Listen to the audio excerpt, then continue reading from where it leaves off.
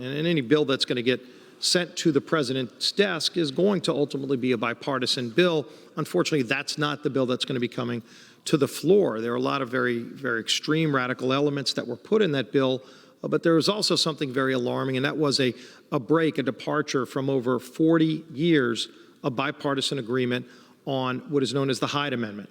Henry Hyde in the 1970s was able to get agreement between Republicans and Democrats to say on all the things we may disagree with, let's at least agree that taxpayer funding should not be used for abortions. And overwhelming majorities of Republicans and Democrats have supported that going back to 1976. This appropriations bill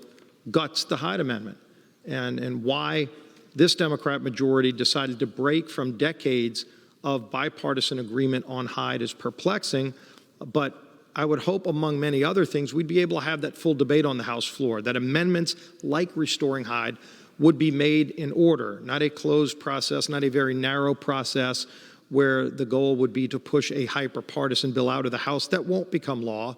which means it would be a very futile exercise that we'd be participating in next week, but in fact to work in a bipartisan way on those things that we can come to an agreement on about how to properly fund the government. I'm not sure if that's being anticipated with the 7 bills that are coming in this bloated bus, but I would hope that the majority, as the Rules Committee looks to determine which amendments would be made in order, would go to an open process and let things like the Hyde Amendment be debated and frankly, to be supported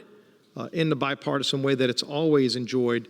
going back over 40 years. And so maybe the gentleman could shed light on that, but I would yield.